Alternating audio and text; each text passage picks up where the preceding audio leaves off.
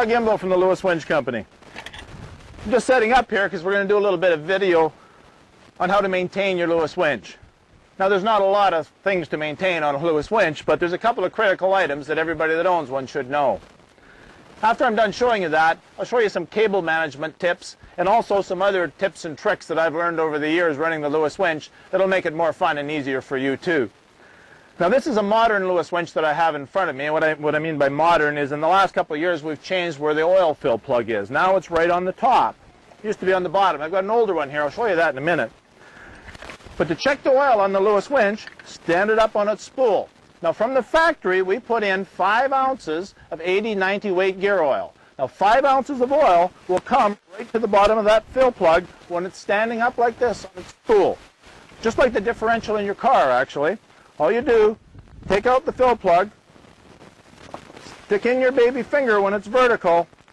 If it comes out wet like that, you know that you're good to go. You've got enough oil. Now 80-90 weight gear oil is the best gear oil for the Lewis winch. But if you're in a pinch somewhere and you don't have any and you need to add oil, even a 30 weight engine oil or even a spray grease will allow you to keep operating your Lewis winch. Just keep checking, make sure it doesn't get too hot until you get back to civilization and get the right oil in it. Now I'll show you on the older model. It's basically the same setup, it's just that it's on the bottom, not on the top. So we've certainly improved it, it makes it a little bit easier. But all you do with, I've got the whole setup of the solo saw on here. Spin your ferro lead around, stand that up onto its spool, and you'll see right here, this is the fill plug on the older model Lewis winches. Again, the level comes right up to there, so all you've got to do is take that out, tilt it ahead a little bit, and make sure that the oil just starts to drip out. Then you know you've got it to the right level. That's the most critical thing on the Lewis winch, is that that gearbox remains with approximately 5 ounces of oil, and not too much. Too much will blow out your gaskets and seals. You don't want that to happen. Now some of the other things that need lubrication on the Lewis winch is this roller chain. Now the roller chain is very much like the chain on your bicycle. Now I don't want to start this up or you won't be able to hear me, but what I do is I just start the engine up, get the roller chain going around, give it a little squirt, only takes a minute. Once that's sprayed and nice and wet, you know that that chain is going to last for a while in the sprocket also. Now most spray lubes come with a little tube on the side of them. If you put that tube in, you can get right down into the inside of that sprocket. Now there's an oil-laid bushing inside of this sprocket, and if you give it a little bit of lube every once in a while, it's going to last a lot longer. The other thing that you could spray up is just your clutch, because this is a mechanical spring and shaft running inside this casting, and a little bit of lube in there will help keep that operating nice and freely. Now one of the other things you want to maintain on your Lewis winch is all the nuts and bolts need to stay nice and tight. Now most of them, such as this ferro lead, we've supplied nylock type nuts on these, and they very rarely come loose. So there's not much maintenance involved there, but just have a good look around your winch all the time and make sure that all the nuts and bolts stay nice and tight.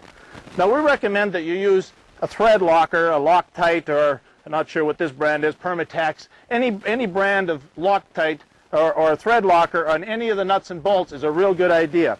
One of the ones that comes loose every once in a while, if you look over in this winch over here, is the brake itself. There's a brake bolt that goes through, and there's a bolt on the top of it that locks and holds that into place. Make sure that that's got Loctite, it can wiggle loose. Now one of the other things while we're talking about the brake is check the brake lining.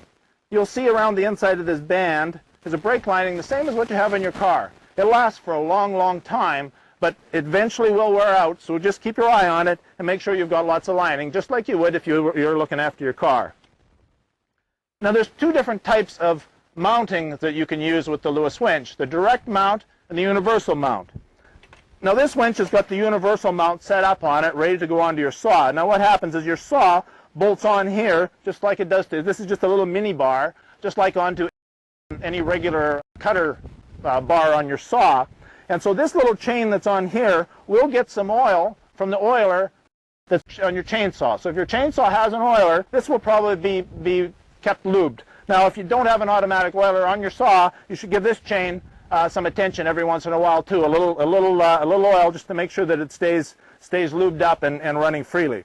Now these bolts that the bolted little mini bar on, again have nylock bolts on them, so they rarely come loose, but your whole saw is bolted right onto this, so that's a very two critical bolts there, as well as the two bar stud bolts. Make sure that you put some Loctite on those, on your bar stud bolts, and make sure they stay nice and tight so that your setup stays all together. Now, most of the other nuts and bolts on the Lewis winch are all nylock, and they very, very rarely ever come loose. So there's really not much more maintenance to your Lewis winch. Other than that, just keep checking your oil. That's what's critical.